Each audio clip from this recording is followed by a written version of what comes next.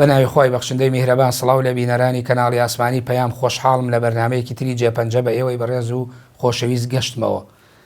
لەم بەرنمەیەدا میوانێکمان هەیە کە جێپەنجەی ماوەی نزیکەی 7 ساڵە بەسەر دەقە یاسایەکان و بەسەر کۆمەڵێ باس و بابەتی گرنگی یاساییەوە هەیە. ئەم پیاوە لە نێو تەکیەی تاڵەبانیەوە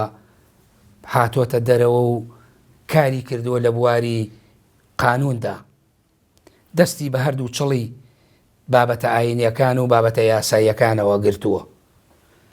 بە بێدەنگی لەگەڵ دەقەکانە هاتووە و چووە لەناو ئەو هەموو گۆڕانکاریانەی کە بە تایبەتی لە نیوەی دووەمی سەدەی 20دا ڕویان داوە پەیوەندی بە باسە قانونیەکانەوە هەبووەوە دواتر لە ڕاپەڕینی ئازاری 1991 کە حکمی خۆڕێبەری ناوچەی باشووری کوردستان دروست دەبێت. ئەم بە بەردەوامی لە کۆڕ و کۆبوونەوە و سیمپۆزیەم و سیمینارەکان لە واشنگتن و لە لەندەن و لە وڵاتانی تر و لە باشووری کوردستان ئامادەیە بێت خەم لە دەقە یاساییەکانەخوا بە بێدەنگی لەگەڵ دەقەکانە دێت و دەچێت. خەونی جێبەجێکردنی یاسایی هەیە، خەون بە نووسینەوەی دەستورێکی گونجاو ئەبینە یاخود بەرقەراربوون و دەستەبەرکردنی دەستورێک بۆ باشووری کوردستان. ئەو لە بیرەوەریەکانیدا پێی وایە ئەگەر لە باشووری کوردستانە لە ساڵی 1992 کاتێک هەڵبەژاردن بکرایە ئەو کە هەرێمی کوردستان قورساییەکی تری یاسایی هەبوو لە ڕووی نێودەوڵەتی و لە ڕووی نێوخۆیشەوە. ئەو کەسایەتیەکە بیرەوەریەکانی خۆی نووسیوە بە ناوی بیرەوەریەکان و بانێژەیەک لە نووسینەکانی لە 4 بەرگدا نزیکەی بە 1200 لاپەڕە دکتۆر نووری شێخ جەمیل تاڵەبانیە. خۆشحاڵین دکتۆر نووری کە لەم بەرنمەیە ئامادە بوویت. بەخێر بێن سەد چاوان ئەزیێتتان کێشاوە، پێم خۆشە کە بەشێک لە بیرەوەریەکانم لەو کتێبانە ئاماژەم بۆ کردوون بەشێکیان بخەمە بەرچاو بە تایبەتی ئەوانەی پەیوەندیان بە ژیانی قانونی خۆمەوەیە. من وشەی قانون بەکاردێنم نەک وشەی یاسا کە وشەیەکی نادروستە. کاتی خۆی بە هەڵا مامۆستا تۆفیق وهابی ئەیوت من ئەو وشەم بەکارهێناوە خستومەتە ناو زبانی کوردیەوە، بەڵام پەشیمانم لە بەکارهێنانی داوای لێ دەکردم ئەیت وشەی قانون بەکاربێنە. ئەو ڕاسترە وشەی یاسا وشەیەکی مەغۆلی تورکیە، ئێستش لە تورکیا بە دەستور ئەڵێن ئەنە یاسا، یعنی دایکی قانونەکان. دکتۆر من ئەمەوێ دەواازەی بەرنمەکە مادام تۆ کتێبەکانی لە 4 بەرگا بە هەرچێ زمانی کوردی و عەرەبی و ئینگلیزی بیرەوەریەکان و بانێژەیەک لە نووسینەکانت نووسیوەتەوە، بەوە دەست پێم کاتێ باز لە سەرەتای ژیانی خۆت و مانەوەت لە ناو تەکیی تاڵەبانی لە کەرکووکەکەی بازەوە ئەکەڵی دکتۆر نووری تاڵەبانی هەموو جارێکەڵێت خەڵکی 3 پارچەی کوردستانە، جیاوازەوەی ئێمە هەموو کوردین و بازە پارچەکانی کوردستانەکەین و هەمویان بە بەشێکە زانین و خۆمانیش بە بەشێک لەوانە زانین، بەڵام لە ڕوویەکی ترەوە لە ڕووی خزمایەتی و خێزانیوە تۆڵی خەڵکی ڕۆژهەڵات و باشوور و باکووری کوردستانم دەمەوێت بە بینەران بڵێن دکتۆر نووری بۆچی خەڵکی 3 پارچەی کوردستانە لە ڕووی خزمایەتیەوە. من کوڕی چوارەمی حاجی شێخ جەمیلی تاڵەبانیم کە شێخی ئیرشادی تەکیەی تاڵەبانی بووە لە کەرکووک. شێخ جەمیل کوڕی شێخ محەممەد عەلی تاڵەبانیە کە ئەوی شێخی ئیرشادی تەکیەی تاڵەبانی بووە، کوڕی گەورەی حاجی شێخ عەلی گەورە بووە، ناسراو بووە بە شێخ عەلی محەدث، هەموو قورئانی پیرۆزی لەبەر بووە لەگەڵ بەشی زۆری حەدیثی فرمودەکانی پێغەمبەر درودی خوای لەسەر بێت. ئەویش کوڕی شێخ عەبدوڕەحمانی خاڵسە کە لە شێخ عەبدوڕەحمانی خاڵسەوە ئەو وەرگتووە خالیسەن لله. ئەویش کوڕی شێخ ئەحمەدی تاڵەبانی و کوڕی مەلا مەحموودی زەنگنەیە. دایکم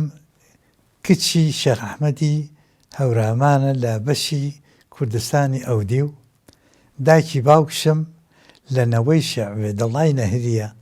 پاش سەرنەکەوتنی شۆڕچەکەی شێخ عوبێدەڵڵای نەهری لە ساڵی 1982 شێخی نەهری ڕەوانەی حیجازەکرێت هەر لە تایفیش لەوێ کۆچی دوایی ئەکات.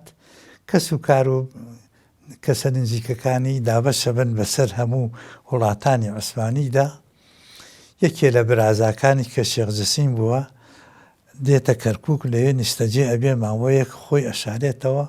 پاشان پەیوەندی پەیدا ئەکات لەگەڵ شێخانی تەکەی تاڵەبانی بۆ هۆیەوە فاتمەخانی کچی شێخ جسیمی نەوەی شێعبێدڵای نەهری ئەبێتە خێزانی شێخ محەممەد عەلی باپیرم کەواتە ئێمە خەڵقی سێ بەشی کوردستانی دابەشکراوین. لە کەرکووک لە ناو تەکەی تاڵەبانی من گەورە بووم،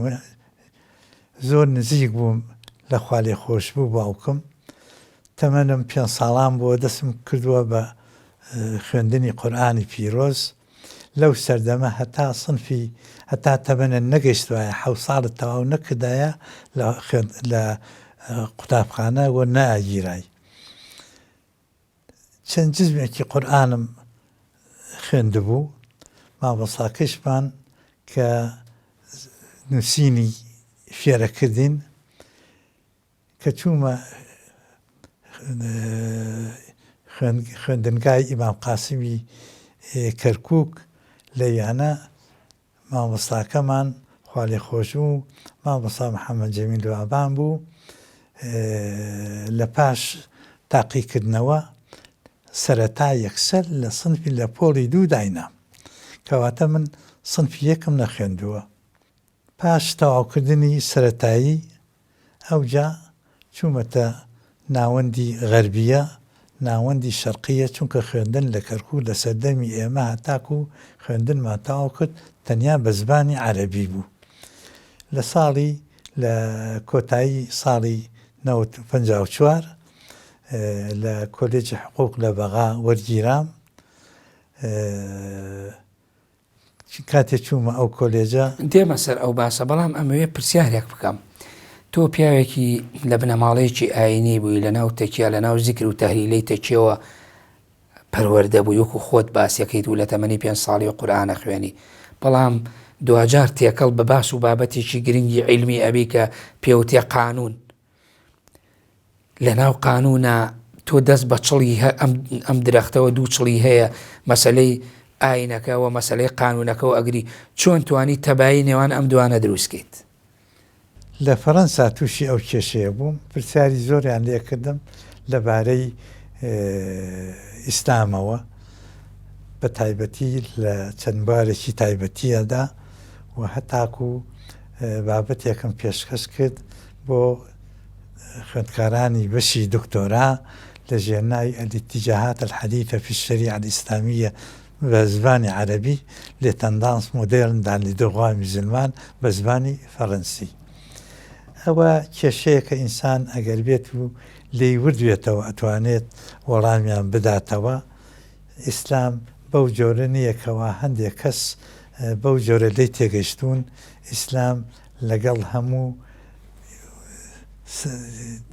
کات و زەمانێکدا ئەڕوات بە شەرتێک بە گونجاوی تەماشای بکەیت. بنەماڵی ئێمە بنەماڵەیەکی شارەزان لە دینی ئیسلامی، چونکە هەمویان مەلای بوون بە مەلای وەکو خۆوان ئەڵێن 12 عیلم، پاشان بوون بە شێخی ئیرشاد. ئەوەی کە مەلا بێت و شێخی ئیرشادیش کاری ناشەرعی ناکە، بۆیە لە ناو بنەماڵەی شێخانی تاڵەبانی لە کەرکووک کەت هەرگیز کاری ناشەرعی نەکراوە. ئەو شتانەی کە زەرگۆشێنە و ئاگر خواردنە و ئەو شتانەی قەت ڕێگەی پێ نەدراوە، ئەوە لە ناو بنەماڵەی شێخانی تاڵەبانیەدا. بەڵام ئەو بۆ خۆی بەشێکە لە ئوسوڵ و ڕێوەڕەسمی زیکرەکانی طریقەتی قادری، یعنی ئێوە چۆن توانی ناتوانی بڵێ لە هەموو بەشەکانی طریقەتی قادریە. ئەوە پاشان باسی لێ ئەەکەین، چونکە باپیرە گەورەمان شێخ عەبدوڕەحمانی خاڵس پێکەوە لەگەڵ کاک ئەحمەدی شێخ پێکەوە خوێندویانە لە لای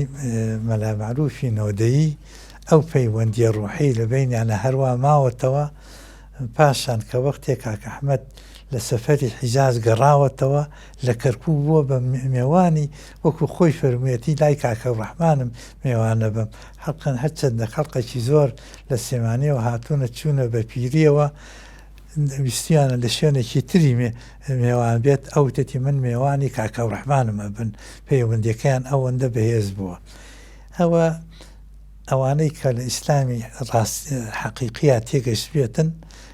لەو نەکەوتنەنە ئەو کێشەوە. بەڵێ بە هەر حاڵ ئێمە ئێستا یعنی تەوەری باسەکەشمان بە شێوەیەکی گشتی منەمەوێ یعنی تۆ باسی ئەوە بکەیت لە دەواازەیەکی بابەتەکەمانەوە بەرنامەکەمانە جگە لەوەی کە تۆم لە مەسلەی قانونیە یاخود شریعەتی ئیسلامی لە فەڕەنسا ڕوبەڕووی هەندێک کێشە بوویتەوە، یعنی چیتر کێشە بوو لەناو ئەم باسە یاسایانە کە تۆ لە 16 دەی 1954 لە حقوق وەرەگیریت لە شاری بەغدا و تێکەڵ بە باسە قانونیەکانە بیت، ئەو کێشانی تر چی بوو ڕوبەڕووتە بوونەوە لەناو ئەم کاراکە بوو بە پسپۆڕی تۆ دوجار؟ لە بەغا لە ماوەی ئەو 4 ساڵی کە خوێندکار بووم لە کولێژی حقوق لە بەغا کێشەم نەبوو، پەیوەندیم لەگەڵ بەشی زۆری قوتابیە کوردەکان نەک تەنیا لە کولێجی حقوق بەڵکو لە هەموو کۆلێجەکانی بەغا و کاتێشە زانکۆی بەغا هێشتا دانەمەزرا بوو بە شێوەیەکی فەرمیانە، پەیوەندیم زۆر باش بوو و دائیمە هامشۆی یەکترمانە کرد هەتاکو لە ساڵی 57دا خوێندکارە کوردەکان بڕیارماندا بە شێوەیەکی هێمنانە بچین بۆ دەرەوەی شاری بەغا بۆ ئەوەی کەوا جەژی نەورۆز بکەینەوە پێکەوە، بەڵام ژمارەمان زۆر بووین بە دوو بەشەوە چوین بۆ دوو جێگای تایبەت لە دەرەوە لە نزیکی شاری حیلە و لە سەدەی هندیە. ئەوە ئەویش بابەتێکی زۆری ئەوێت. لەو ماوەی کە کێت ناسی ببوورە کێت ناسی کە تۆ چوویتە حقوق لەوانەیە بەشێک لە سەرکردە کوردەکان کە دوجار بوونە ئەستێرەی ئاسمانی سیاست لە کوردستانایە دەرکەوتن و گەورە بوون و کەسایەتی جیهانیشیان لێ دروست بوو لەو کۆلێژی حقوق بوونە و کاتانە لە بەغا کەس لەوانە لەگەڵت بۆگە من هیچ نەڵێم خۆت ناوەکان بڵیت؟ بڵێ مامجەلال پۆڵی 5 لە کەرکووک تەواو کرد، بۆیە کە وەختی ئەو لە کەرکووک ئەی خوێند من لە سنفی 3 ناوەندی بوو، ئەو سنفی 5 دوا ناوەندی بوو، یەکترمان ئەناسی کە چوومە بەغا ئەو پۆڵی 3 بوو، یەکترمان بینی یەکترمان ئەناسی، هەروەها خوالێ خۆشبوو شەهید شەحسێنی بەرزجی ئەویش ئەناسی لە پۆڵی 3 بوو، کاک مستەفا عەسکەری ئەویش هەر لە کەرکووک پێکەوە بوون، ئەو لە پۆڵی 2 بوو، بەڵام پاشەوەی کەوا ماوەیەک ماینەوە لەو کۆلێجە هەموو قوتابیە کوردەکانم ئەناسی، بۆ نمونە کاک حوسێن سەیی لە پۆڵی 4 بوو، ئیتر هەتاکو ئەو 4 ساڵە هەموو خوێندکارە کوردەکانم ئەناسی لەسەر ئاسی کۆلێجی حقوق و لەسەر ئاسی دکتۆر مەحموودم ئەناسی، دکتۆر خورسی دزەیم ئەناسی، ئەوانە خوێندکار بوون لە کۆلێجی فزیکی لە پاشتر یەکترمان ناسی. بەڵام دکتۆر دوای ئەوەی تۆ طبعاً کە لە ساڵی 54 حقوقە خوێنی دوای ئەو وردە کە ئێمە یعنی چەند ساڵێک تێپەڕێت کە ئێمە کاتی سەیری ئەو مێژووە ئەەکەین کودەتای شۆڕشی 14 تەموزی 1950 ڕۆیا و دوای ئەوە بارزانی لە دەرەوە لە یەکێتی سۆڤێت دێتەوە، تۆ لە بیرەوەریەکانی شتاباسی ئەەکەیت چۆن تێکەڵ بووی بەو سەرکردە کوردانەوە ئەو سەرکردە سیاسیانە و چۆن بینیتن لەکوێ بینیتن باسی چیتان کرد ئەو کاتی کە یەکەم جار تێکەڵی ئەوان بووی بە تایبەتی کەسایەتێکی وەکو بارزانی کە هاتەوە لە شاری بەغدا دابەزی؟ لە حوتی ساڵی 1958 من کۆلێجی حقوقم تەواو کرد، بووم بە پارێزەر گەڕامەوە بۆ شاری کەرکووک. واتە هەفتەیە پێش کودەتا؟ هەفتەیە تەنیا یەک هەفتە پێش کودەتاکەی ساڵی 58. ئیتر لەو ماوە زۆری پێنەچوو، لە مانگی ئۆکتۆبەری ساڵی 58 مەلا مستەفا لە وڵاتی سۆڤێتی جاران گەڕایەوە. حکوومەتی عێراق عەبدولکەریم قاسم پێشوازی گەرمی لێکرد لە یەکێ لە ئوتێلە ناودارەکانی شاری بەغا، لەوێ چەند ژوورێکی بۆ گرتبوو، چەند کەسێکی لەگەڵا بوو، خەڵقێکی زۆر لە شارەکانی کوردستان ئەچوون بۆ بەغا بۆ بەخێرهاتنەوەی مەلا مستەفا. ئێمەش ئەو چەند پارێزە کوردەی کەوا لە شاری کەرکووک پێکەوە بوون بڕیارماندا پێکەوە بچین بۆ بەغا بۆ بەخێرهاتنەوەی مەلا مستەفا. شاندەکە بریتی بوو لە کامکەڕم تاڵەبانی ئامۆزام شێماریفی بەرزنجی شەحسێنی برای خاڵێ خۆشبوو جەبار پیرۆزخان کاموسەفە عسکەری چەندین پارێزەری دی چوونە بەغا لەوێ چین بۆ ئەو شوێنەی کە مەلا مستەفای لێ دابەزی بوو خەڵقێکی زۆری لێبوو نەماتوانێت ئەو ئێوارە چاومان پێ بکەوێ جێگایکی تایبەتی هەبوو لە ئوتێلەکە لێ ناوی خۆمان نووسی لەگەڵ ژمارەی تەلەفۆنی ئەو جێگەمان هەتا ئەگەر هات و مەجال هەبوو بتوانن پەیوەندیمان پێ بکەن بۆ ئەوی بتوانی بینەوە چاومان پێ بکەوێت. ئەو شخصەی کە بەرپرسی کاروباری مەلا مستەفا بوو یەکێ بوو لەو ئەفسەرانەی لەگەڵ مەلا مستەفا چوو بوو بۆ وڵاتی یەکێتی سۆڤێتی جاران. کاک مکەڕەمی ئەناسی پێکەوە لە حیزبی هیوا کاریان کردبوو لە ساڵەکانی چلەکاندا کە ناوی کاک مکەڕەم ئەبینە و ژمارەی تەلەفۆنەکەیشی دووسرا بوو من و ئەو پێکەوە بوون لە ئوتێلێک لە ئوتێلەکانی بەغان نزیکیش بوو لە ئوتێلەی مەلا مستەفای لێدابەزی بوو بەیانی زوو تەلەفۆنی بۆ کاک مکەڕەم کرد وتی ئەگەر پاش ئەوەی کە پێکەوە قسان وتی حەزەکەم نەختی زوو بیان چونکە پاشان قەرەباڵی پەیدا ئەبێت ڕەبێت نەتوان بە ئاسانی چاوتان پێ بکەی ئەگەر ئێستا بچین بۆ ئوتێلەکە. ئاگداری برادەرەکانی ترمان کردن بەڵامەوە خۆمان پێش ئەوان بەڕێکەوتین کە چوی چاوەڕێی ئەکردین پێکەوە چین بۆ ئەو ژوورەی مەلا مستەفای لێبوو دوو کەسی ناوداری لێبوو یەکی عەرەب و یەکێکی کورد عەزیز شەریف لەگەڵ خواڵێ خۆشبوو عەونی یوسف پێکەوە دانیشتین لە پاش تۆزێک تەماشام کرد ئافرەتێک هاتە ژوورەوە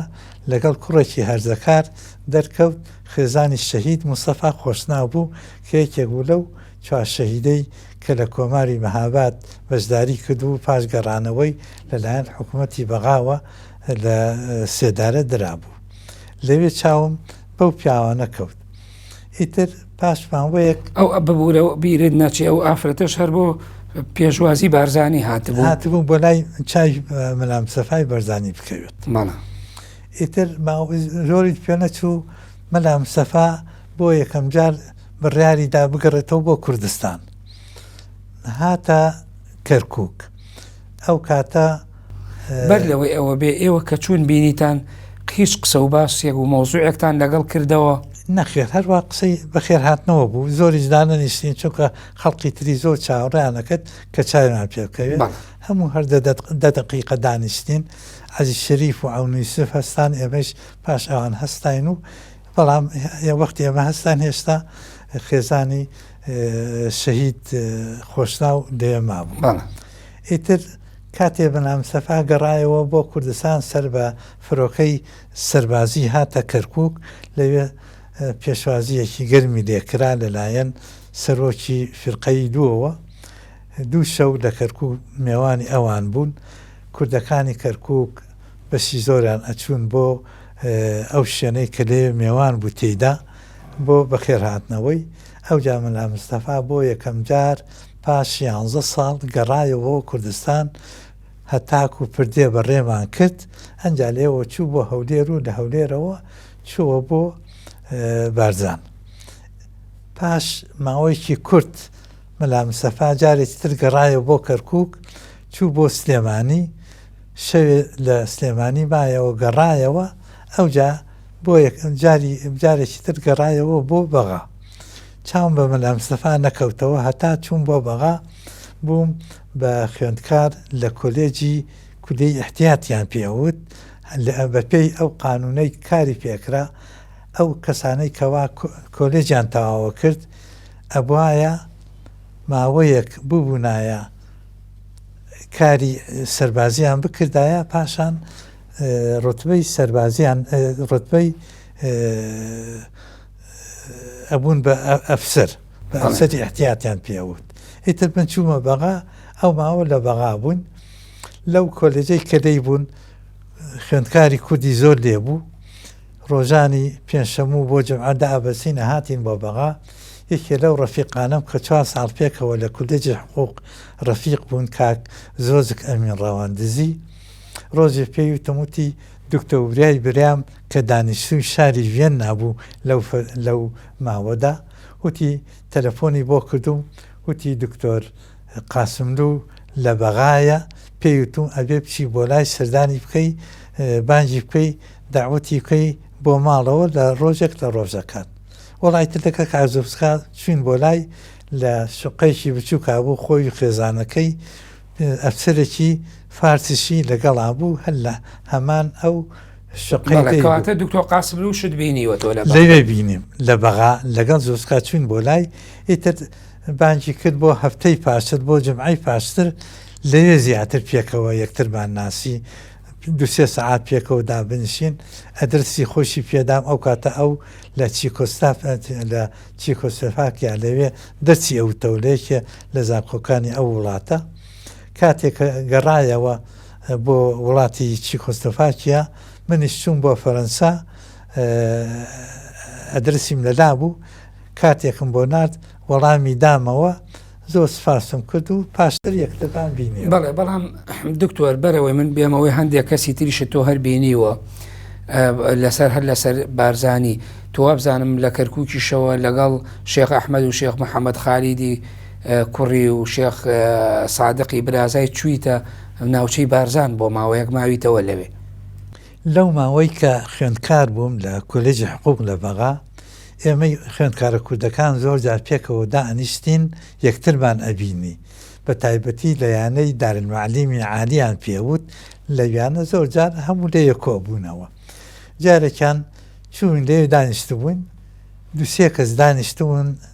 وتیان ئەوانە ئەزانن چیان وتم ناوەڵا وتیانەوە دوانیان کوڕی مەلا مستەفایە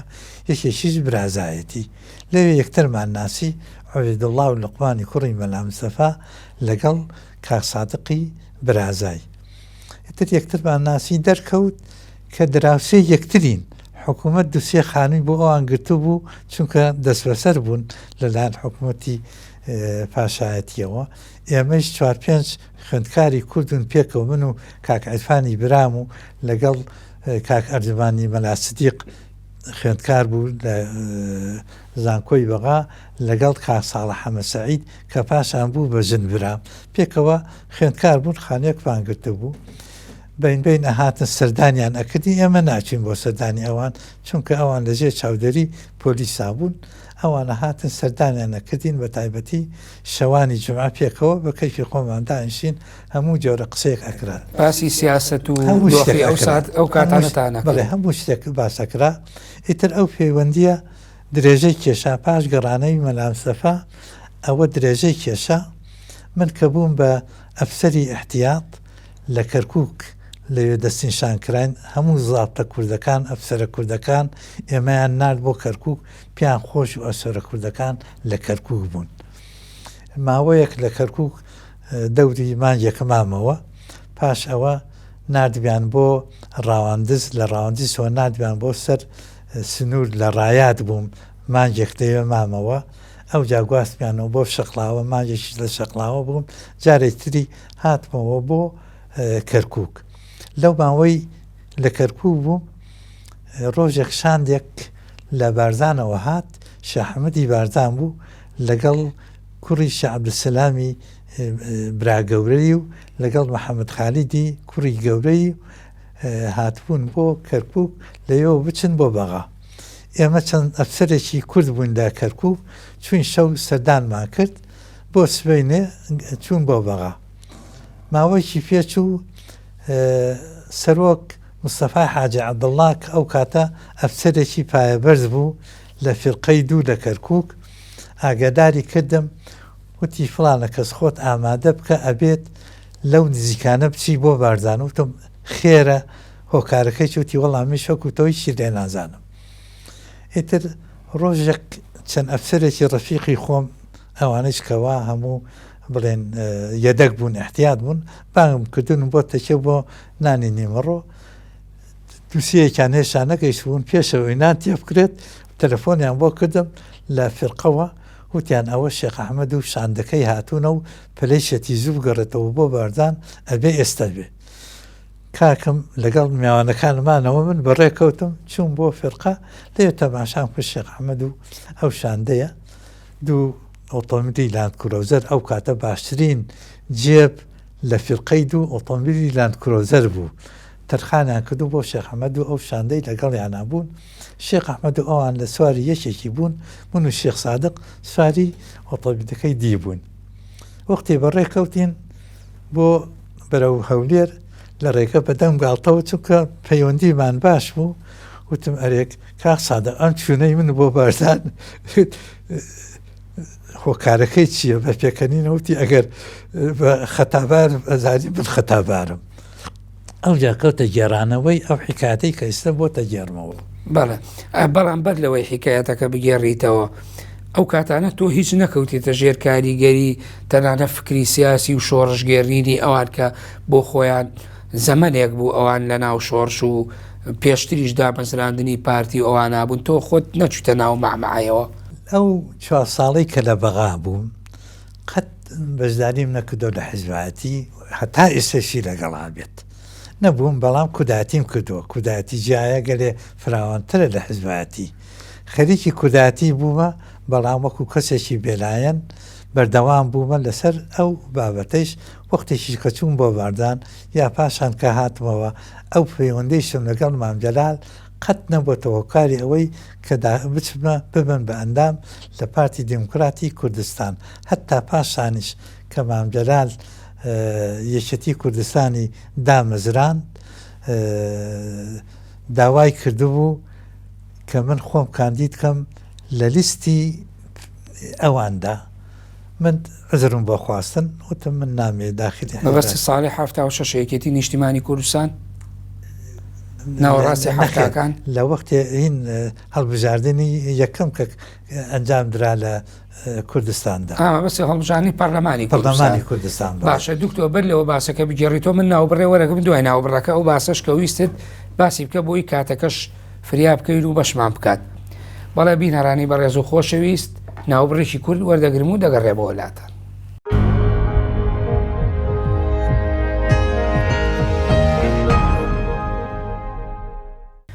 دووبارە سڵاو بەڵێ ویست باسێک بگێڕیتەوە لەو کاتی سەردانەکەدا پێش ناوبڕێ کاک سادق بارزانی پێکەوە بووین لەناو یەکێ لەو دوو لاندکرۆزەرە سەربازیان بۆ تەرخان کردبووین پرسیاری ئەوم کوتم هۆکاری هاتنی من بۆ بارزان چییە بە پێکەنینەوتی من بە پرسیارم ئەگەرەوە بە خەتای ئەزانی بە دەمی گاڵتەوە وتی کە وەختێ شێخ ئەحمەدی بارزان هات بۆ چووە بەغا لەو سەفرەی لە بارزانەوە شەوێک لە کەرکووک مایەوە وتی داوای چاوپێکەوتنی عەبدولکەریم قاسمی کرد وتی شاندێک لە شێخانی بارزانی بە سەرۆکاتی شێخ ئەحمەد ئەندامەتی مەلا مستەفا لەگەڵ شێخ سادق لەگەڵ ئەو شاندەی کە ئەو ڕۆژە لەگەڵمان بوون وتی هەموومان چین وەلای عەبدولکەریم قاسم شێخ ئەحمەد بە عەبدولکەریم قاسم ئەڵێ ئەگەر حکوومەتی بەغا چەکمان پێ بدا ئێمە ئەتوانین ئاگداری ئەو سنوورە بکەین لە ناوچەی بادینانەوە تاگاتە لای حاجی ئۆمەران ئەوش پێی خۆش بوو چونکە لەو ماوەیە هەندێک کێشە بۆ حکوومەت دروست کرابوو لەو ساڵانەدا پێی ئەڵێ ئەو کارێکی باشە بەڵام چاکترە ئێوە ئەفسەرێکی کورد دەستنیشان بکەن کە جێی باوەڕی ئێوە بێت لە کاروباری عەشایری شارەزا بێت هەتا ئەو بەو ئەرکە هەستێت کاک سادق وتی کە هاتیینە ئەمدی لە ژوورەکەی عەبدولکەریم قاسەوە وتی لە ژوورەکەی وەسفی تایر کە مەرافقی عەبدولکەریم قاسە بوو وتی ناوی تۆمدا وتم ئێمە ئەو ئەفسەرە کوردە ئەناسین جێگەی ئەتیبادی ئێمە لە کاروباری عەشایری شارەزایە ئەتر ئەوە بوو منیانداوە فرقەی دوو پەیوەندیان بە کاک مستەفا حاجی عەبدوڵڵا کردبووە و کاتە زابطی استخباراتی فرقەی دوو بوو دوو بە فڵانە کەس بڵێن خۆی ئامادە بکات کە وەختی شێخ ئەحمەد ئەگەڕێتەوە بۆ کوردستان ئەبێ لەگەڵی پێ بۆ بارزان بۆ یەکە چوینە بارزان لە دیسان لە هاوینە هەواری مەسیف لاماندا دێ چایەکمان خواردەوە بەڕێ کەوتین هەتاکو بارزان ڕانەوەستین هەر بەدەم گاڵتەمان هەبوو لەگەڵ شێخ سادقا وتم ئەرێوە کاک سادق مامن زۆر پەلەیەتی بگەڕێتەوە بۆ بارزان بەدەست پێکەنینەوتی تازەی ژنی دووەم هێناوە شێخ ئەحمەد 11 ساڵ لە بەندیخانەکانی بەسرا بووە لەوێ وابدام لەو ماوەیە خێزانەکەی وەفاتی کردبووی ترکە گەڕابووە خێزانی دۆمی هێنابوو. بەڵێ بەڵام باسی شتێکی تری شەکەی ئەڵەی شێخ سادق یەک هەفتە مایەوە لەگەڵمانە دوایی کە ڕۆشتەوە بەر لەوە باسی ناکۆکیی نێوان بارزانی و شێخ هین سلێمانی کوڕی عەبدولسەلام کرد وتی ئەو ناکۆکیە ئاگاتان لێبێ و بە بڵاو نەبێتەوە کەس نەزانێ باس لەوە شەکەی کە ئەم ناکۆکیە بۆ سەردەمی سۆڤێتە گەڕای و ناکۆکیە چی بوو لە نێوانیانە لەو ماوەی کەوا لە بارزان بامەوە ئەخەتەوە نەتێژ باسی وەرگرتنی چەکەکان بکەم باش لە کەرکوو پیانۆتم وتیان سبەینێ قای فرقەی دوو داوجەنابی بوو وتیان بە فڕۆکەیەکی سەربازی تایبەتی دێت بۆ ڕاواندز ئەبێت تۆش لەوێبی هەتا ئەو چەکانەی کە تەرخان کراون بۆ شێخ ئەحمەد لێیان وەرگری بیبەی دابەشیکەی بەسەر شێخ ئەحمەدا منیش هەر ڕۆژی پاشتر بەو دوو لاندکرۆزەر کە پێم بوو گەڕاینەوە یەشیان چوە بۆ کەرکوو بەوی تر من چوون بۆ ڕاواندز چاوەڕێم کە شەو درەنگ داوجەنابی گەیشتە ڕاواندز چاوم پێکەوت لە یانە 400 پارچەچەکیان تەرخان کرده بوو بۆ شێخ ئەحمەدی باردان وتیان ئەبێت بیبیت بەڵام ئەبێت پەنجەمۆری ئەو باردانیانەی کە دابەشەکرێ بەسەریانە ئەبێ هەموو یۆرەگریت من چەکەکەم وەرگتەوە ڕۆژی پاشە چوومە بۆ باردان چوومە سەردانی شێخ ئەحمەد وەختێک کە چوومە هێشتا شێخ سادق لە بەرزان مابوومە پاش هەفتەیەک ئەو گەڕایەوە چونکە ئەو بە بەردەوامی لەگەڵ مەلام سەفایە بوو لە بەغا پێش گەڕانەوەی ئەیزانی کە بن ینی نزیکم لەو بنە ماڵەوە وتی بن شتێکی تایبەتی هەیە حەزەکەم بەڵکو لەو ماوەی کە لێرەبی کارێکی وا بکەی پەیوەندی بینی مەلام سەفا و لەگەڵ شێخ سلێمانی کوڕی شێخ عەبدولسەلامی بارزانی هێواشەوە چاو بکرێت محەممەد خالیدیش لەو سەردەمە زیاتر لەگەڵ شێخ سادقا بوو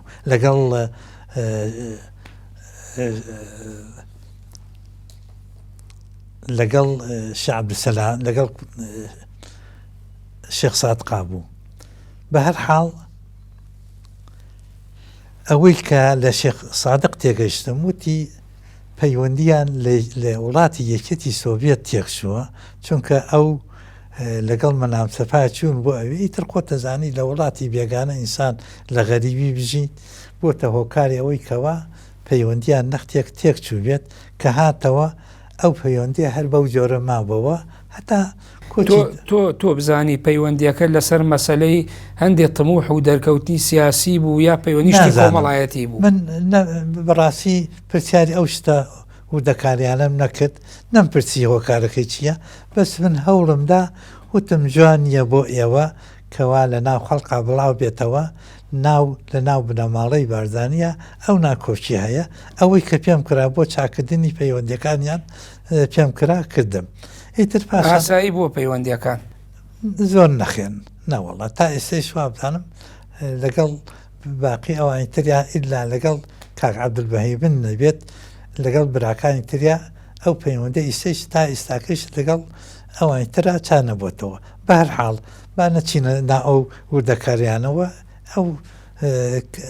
ئەوەی کە پێم کراکە کردم من ئەوەی کە کردم لەبەر ڕێزی تایبەتیم بۆ شێخ ئەحمەد پیاوێکی زۆر ڕێزدار بوو لەسەر مەسئولێتی پەرسیاتی خۆم چەکەکانم تەسلیمی ئەو کرد کە نەدەبوو وا بکەم ئەوایە من خۆم چەکەکان تەسلیم دابش کردا بەسەر 400 نەفەری بارزانی شێخ ئەحمەد ناوەکانیان دەستنیشان بکات من ناو چەکەکاندایە خودی شێخ ئەحمەد ئەو دابەشی بکات چونکە جوان نەبوو چەکەکان من دابەسی بکەم ئەوەش بوو بە کێشەیەکی گەورە لەسرم پاشان لە فرقەی دوو کە قایت فرقەکە لابرا ویسیان کێشەیەکی گەورم بۆ دروست بکەن بەستی لە ڕووی قانونی ناوخۆی عسکەریەوە نەبوو من ئەوەی کە کردم ئەوە بکەم ئەو با من چەکەکانم خۆم دابش کردایە هەر یەکە پەنجەمۆریان وەرگرم لەگەڵ ژمارەی ئەو چەکەی کە وەریان گرتووە بەڵام من هەموو چەکەکانم تەسلیمی شێخ ئەحمەد کرد ئیمزام وەرگرت کە ئەو نەپارچەچەکی وەرگرتەوە پاشان ئەو خۆی دابەشی کرد ئەوە یەکێ بوو لەو کێشانەی کە پاشان بۆیان کرد بە کێشەیەکی گەورە و خەریکیش بوون پارەی ئەو هەموو چەکە بخەنە سەر باش ئەم کێشەیە ئەمە کە دروست بوو تۆ لە بێ ئەزمموی خۆتەوە ئەمەت کرد کە نەتەزانی یاخود هەر خۆت نەدویست بیکەیت وڵڵاهی ئەمیست بەڕاستی ڕێزی تایبەتی هەبوو شێخ ئەحمەد کارێکی جوان نەبوو کەوا من چەکەکان تەسیبی خەڵقەکە بکەم کەچی ئەوان سەر بە شێخ ئەحمەد بوون ئەوە کارێکی کێشەیشی بۆ دروستکردن دوایی کێشەی بۆ دروستکردن بەڵام خوا ڕەحمی کرد بەرپرسی کاروباری حقوقی لە فرقەید و ئەفسەرێکی احتیاط بوو لە کۆلێجی حقوق پێکەوە بوون ئەو مایەوە هەر لە فرقەید و دیان بوو خەڵقی ترکیە بوو ئەگەر ئەو نەبایە کێشەکان بۆ گەورە کردبەوە ئەو کێشەکەی بە چارەسەر کردبوو توی بە ئەو چۆتە ناو بنەماڵەیەکی وا نەیەتوانی کارێکی وا بکە ینی بەو جۆرە دایپۆشی بەڵام ئەگەر بشپرسین چۆن ئەو بنەماڵەیە زیاتر ئەوانیا خۆیان بە تایبەتی بەشێکی زۆری دەسەڵاتەکان لە دەستی خۆیان و نزیکەکان ناکۆوە بووە یعنی سیفەت و یا خەسەت و تایبەتمەندی تۆ چی بوو کە ئەو پێشنیارەیان کرد کە تۆ شیاوی بە ئەوی کە ئەو ناوچە حدودیانە ئەوانە بخەنە ژێردەستی خۆت و تۆ خۆت بی بە بەرپرسیار و چەکەکانیان بەسەرادا بەرپرسی ناوچە سنووریەکان نەبووم بن بەرپرسی تەنیا ئەوە بووم ئەو پارچە چەکانە دابشکەم بەسەر شێخ ئەحمەدە بەڵام تۆ پێشتر وتت ئەوەی کە زیاتر پەیوەندێکی لە ئاستە میلی و عەشایریەکەشە هەبێ منیان دەستنیشان کرد ئەوە عەبدولکەریم قاسم بە شێخ ئەحمەد ئەڵێ باشترە ئێوە ناوی ئەفسەرێکی کورد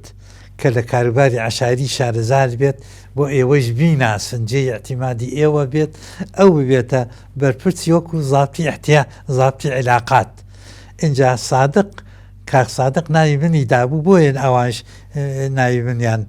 هەڵبژاردن ئەکرێ بڵێن ئەم عەلاقە و متمانەی ئەوان بۆ تۆ لە پەیوەندیەکان کە لە سەرەتاوە باست کرد لە بەغدا هەم دراوسەتی ماڵ و شوێنی مەسکەنتان بۆ هەم سەردانەکەی کەرکووک ئالەوانەوە ئەم لەوە دەسی پێکردو بڵێ لەو کاتەوە دەسی پێکردو بوو پەیوەندیەکەم لەو کاتەوە هەبوو لەگەڵ ئەنجنا ئەوانی ترم ناناسی ئەو کاتە کاک مەسعود لە بەغا نەبوو برا و کەسەکانی تری لە بەغا بوون بەڵام ئەوان لە عمری ئێمەیان نەبوون ئێمە ئەوانەی کە چامان پێکەوت شێخ عەبدەڵڵا کوڕی گەورەی مەلامسەها لەگەڵ لوقمانە لەگەڵ کاک سادقا تەنیا ئەو سێ کەسەمان ئەبینی بەڵێ ئەگەر زۆر لە باسەکەی ئەو کاتە دوور نەکەومەوە تۆ ئێمە باسی چەند کەسێکمان کرد کە بینیوتن طبعا دواترەوە لە 63وانە مام جەلالی شەبینیت و لە پاریس پێکەوە بن بەڵام پێشتر باسی ئەوە شەکەی لە بیرەوەریەکاندا کە تۆ لە ساڵی 1956 کە مەلیک مەحموود لە نەخۆشخانەی حەیدەریە بێ لە بەغدا ئەویش ئەبینیەوە چۆن بوو سەردانەکان کرد ئایا هەر 56 خۆ لەو دەوروبەرەشا بوو شێخ کۆچی دوایی کرد خوا لێ خۆش و جەنابی شێخ مەحموود نەخۆش کەوت هاتە کەرکووک شەو لە ماڵی شێخ حەبیبی تاڵەبانی میێوان بوو کە زۆریش دوور نەبوو دەتەکەوە بەڵام لەبەر ئەوەی باوکم قەت لە تەکێ ناچوە دەرەوە سەردانی نەکرد شێخ شەیە مایەوە تەندروستیشی باش نەبوو بۆیە خەڵک هامشۆی ناکرد کە چووە بەغا پاشمانوەیەک باوکم شێعەلی کاکمی نارد بۆ بەغا بۆ ئەوەی کەوا بچێ هەواڵی شێخ بپرسێ من خوێندکار بووم لە بەغا کە کاکم هاتە ئەویانە وتم کاکە وەڵڵاهی پێم خۆشە منیش بێمە لەگەڵ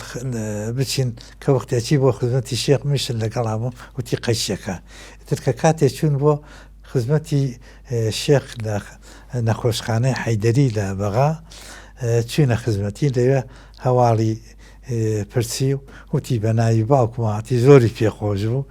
وتی تکار لە یەکەم زۆر ڕێز و سڵام هەیە بۆ باوکت دوعای خێرم بۆ بکات ئەو لە ڕێی خوا بەولا هیچ ڕێیەکی تری نەگرتووە وەکو ئێمە نییە ئەو قسەم قەت لەبیر ناچێت یانی شێخ مەحموود وتی بڵێ وتی ئەو لە ڕێی خوا بەولا هیچ ڕێیەکی تری نەگرتووە دوعای خێرمان بۆ بکات زۆر سپاسیەکەم ئیتر ئێمەش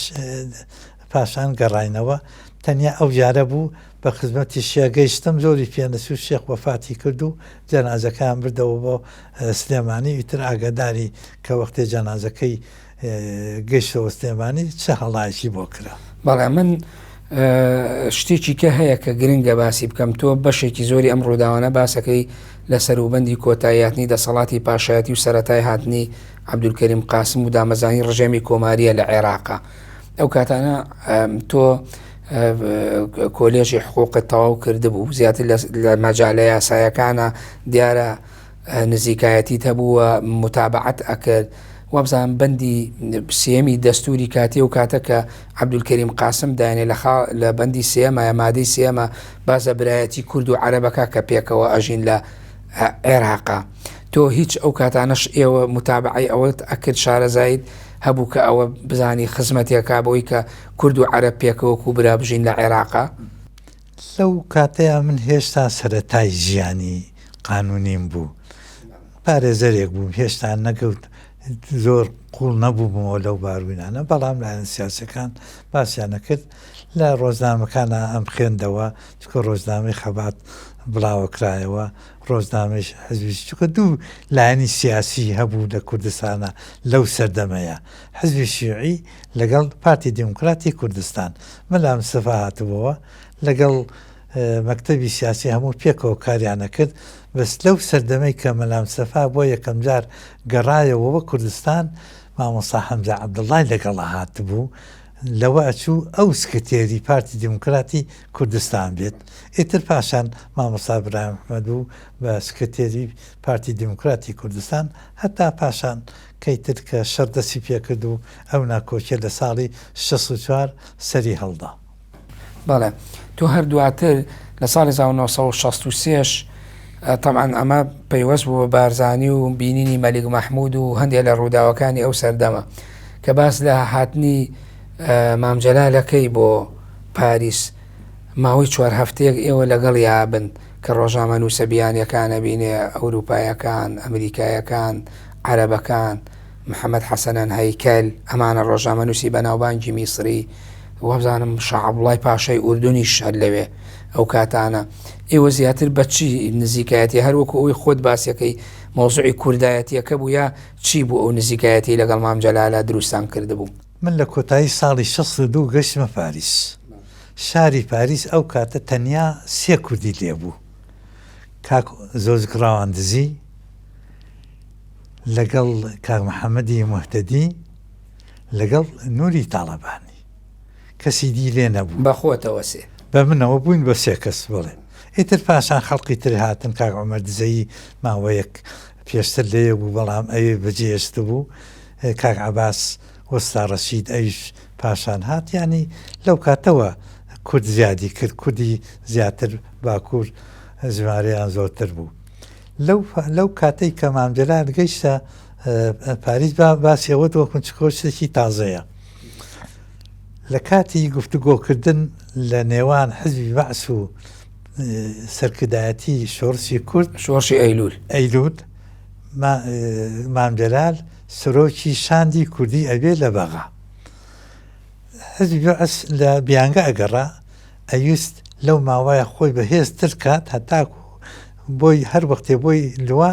دەست بە شۆڕ کاتەوە لەسەر قیادەی شۆڕشی کورد. مام جەلال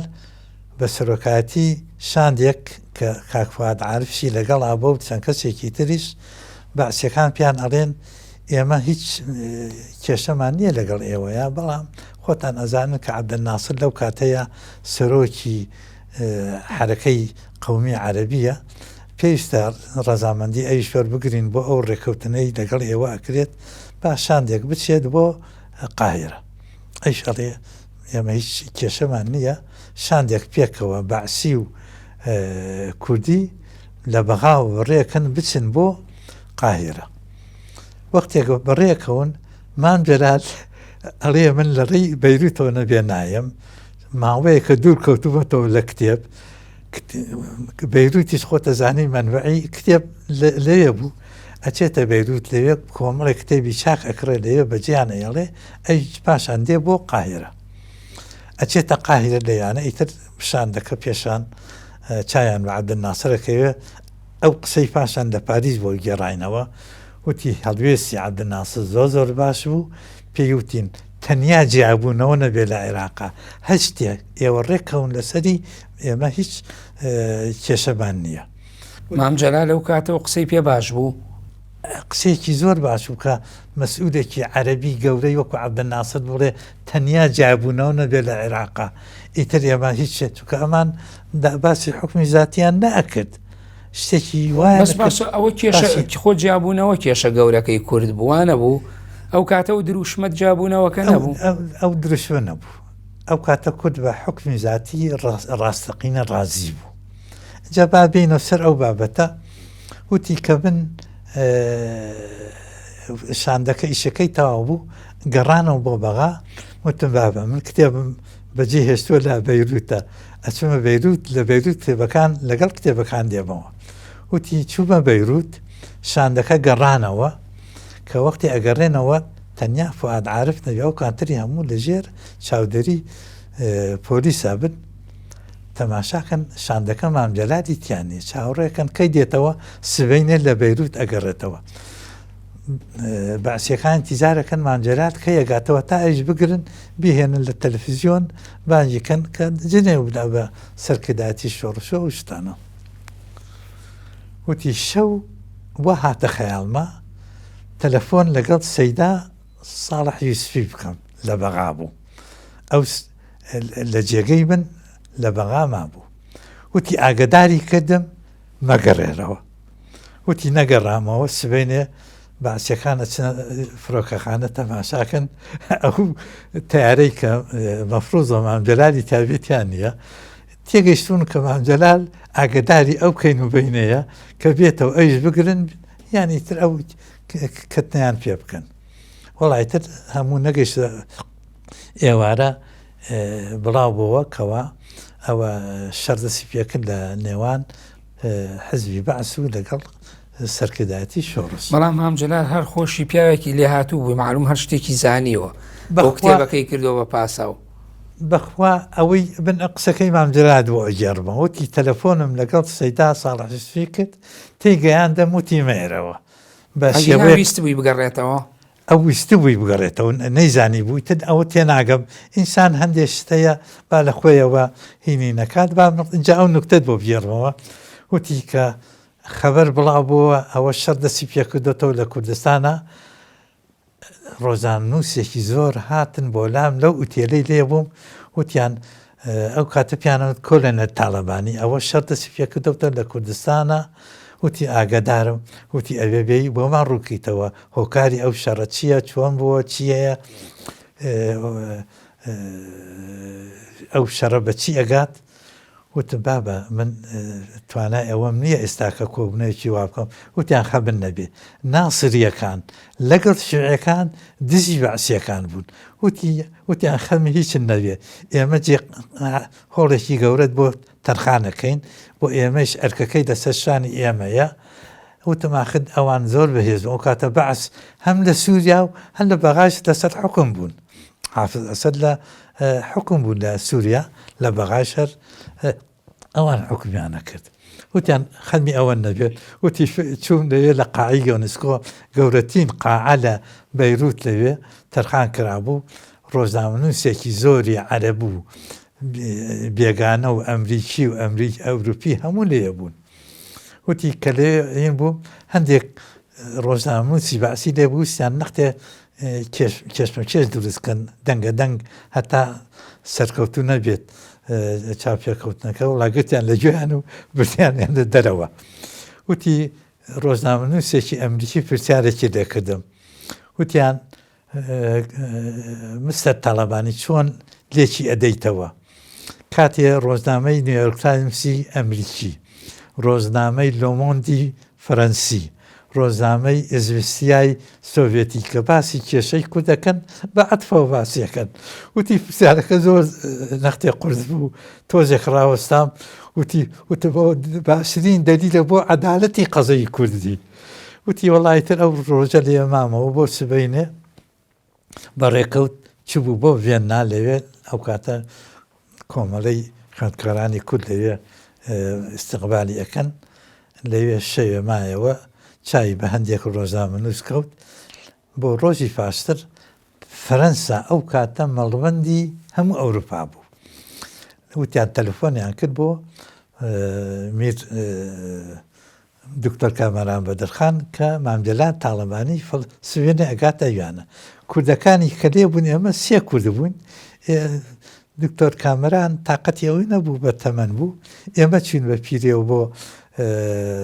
فڕۆکەخانە ئیتر مامجلانمان هێنا بە ئوتێلە بڕاتە بێ ئوتێلەکە ئوتێلی خوێندکاران بوو ئەوەندە دەست کورد بوون لەوێ دابزی بە ڕۆژا من و زۆزک لەگەڵ یابووین یعنی هەر ئەوە بوو مۆزوعی کوردایەتی بوو نەبوو کە ئێوە نزیک بوون لێ هەر بوون و زۆزک پێشتر یەکتربان ئەناسی باش ئیتر کە ئەچوو بە پێ ئەچوو بۆ ماڵی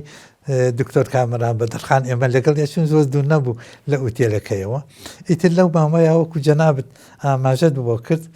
مەلی حوسێن هاتبوو بۆ پاریس لە یانە لە ڕێگەی دکتۆر کامەران بەدرخانەوە ویستە بوو چای بە مامانجەلال بکەوێت مەوعیدیان پێدا بوو من و زەوزک لەگەڵ یاچوین بۆ ئوتێلەکەی بڕات هەبێ وەختی هاتینە دەرێ یعنی پێمان خۆش نەبوو بە تەکسی بگەڕێتەوە چونکە پارەی ئەویست بە ئەندەرگران گەڕاینەوە کە وەختێ گەڕاینەوە شەقامێکی گەورە هەبوو لە ئەندەرگران هاتینە دەرێ زەوزک ئیشارەتی کرد لە فۆتۆگرافێک ڕستمان بگرێ ئەو وێنەی کە دەرچوە لەیانە ئەوە هی ئەو کاتەیە لە مانجی ئەو وێنەی لە پشتی سەرەوەیە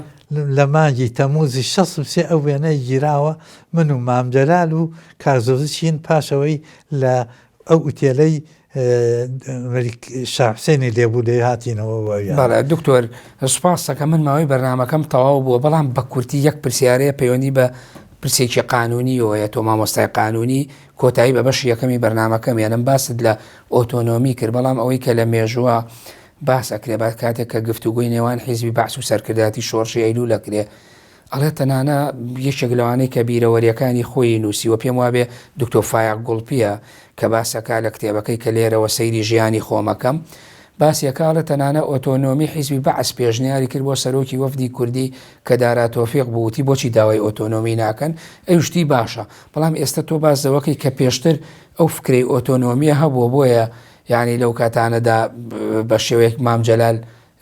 هینی بەدڵ بوو ئەوەی بەدڵ بوو کە قسەکەی عەبدولناسر کراوە کە باسی جیابوونەوە نەوێت تر باسی هەرچی بکەن قەینا ئەوەی کە ڕەحمەتی دارا تۆفیق باسیەکە ئەوە پێش دەرچوونی بەیانی 11 ئازارە کە ساڵی 69 پێداڵم کە شاندی کوردی چوونەوە بۆ بەغادێ باس کراوە ئەوان بەو جەرەیان باس کردووە بەڵام مەسەلەی ئیتر کێشەی ناو پارتی دیموکراتی کوردستان لەیەوە دەسی پێ کرد ئەو کێشەی کە بینی باڵی مەکتەبی سیاسی لەگەڵ باڵی بارزانی دەسی پێکرد لەسەر ڕێکەوتنی مەلا مستەفا بوو لەگەڵ عەبدولسەلام عارفە ئەوان ڕێکەوتن بەبێ ئەوەی لەسەر ناوڕۆکی شتێکی دیاریکرا و ڕێک بکەون نەیان نەزانی مەسەلەکە چیە و چی نییە کێشەی کورد ئەوەیە قەت نەگەیشتۆتە ڕادەی ئەوە بەرنمەیەکی تایبەتی هەبووی لەسەر ئەو بەرنمەیە دیاریکراو بێت هەتا کە ئێمە باسی ئۆتۆنۆمی یا حکمی ذاتی ئەەکەین حکمی ذاتی خۆتەزانی وای لێ هاتبوو لایەنێکی کوردی باسی حکمی ذاتی حەقیقی ئەکرد لایەنێکی تری باسی حکمی ذاتی ئەکرد یعنی ناوڕۆکی هەتا ئەو حکمی ذاتی ئۆتۆنۆمیش دیاری نەکرا بوو ئەوە کێشەکە پاشان بەڕاستی ڕوون بووە ئەوە ئەگەر پاشان کە باسی دەستوری هەرێمی کوردستانەکەین بە ڕوودی باشە من سوپاسەکەم بەر لەوەی کۆتایی بە بەرنامەکە بێنم ئەمێ سوپاسی دکتۆر نوری تاڵەبانی مامۆستای قانون بکەم کە لە بەشی یەکەمی بەرنامەی جێپەنجە ئامادە بوو سوپاس دەکەین دکتۆر کە لەم بەرنمەیە دەرفەتە بوو کۆمەڵێ باس و بیرەوەریمان لە بەشی یەکەمە تۆمار کرد لە بەشی دومی بەرنمەکەمان ناقسە لەسەر دەستوری هەرێمی کوردستان و کۆمەڵە باس و بابەتی گرنگی قانونیەکەین کە تۆ دەق بە دەق تێکس بە تێکس کۆنفرانس و سیمپۆزیەم و سیمینارەکان زۆربەی بەژاربووی لە ناوخۆ دەرەوەی وڵاتدا سپاس دەکەم. بەڵێ بینەرانی بەڕێز و خۆشەویست بەم شێوەیاتمە کۆتایی بەشی یەکەمی بەرنامەی جێپەنجە لەگەڵ دکتۆر نوری تاڵەبانی مامۆستای قانون و سەرۆکی پێشووی ئەکادیمیای کوردستان سپاستانەکەم تا ئێستا بە دیار بەرنامەکەمانەوە بینەرمان بوون.